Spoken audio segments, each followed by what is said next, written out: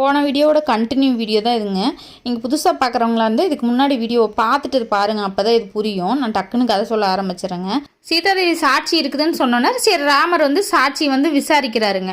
விசாரிக்கிறப்ப என்னாச்சுன்னு கேட்டிங்கன்னா, இந்த பல்குனி ஆறு, துளசி, பசுமாடு இது மூணுமே எங்களுக்கு தெரியாதுன்னு போய் சொல்லிட்டாங்க.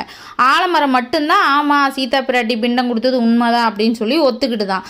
அதனால சீதாதேவி கோவப்பட்டு பசுமாடுக்கு முன்னாடி பசுமாட்டுக்கு ஒரு சாபம் என்னென்னா, இது நாள் வரைக்கும் உன்னோட முகத்தில் வாசம் செஞ்சனா இனிமேல் உனக்கு பின்பக்கம் தான் வாசம் பண்ணுவேன் அப்படின்னு சொல்லிட்டு பசுமாட்டுக்கு ஒரு சாபம்.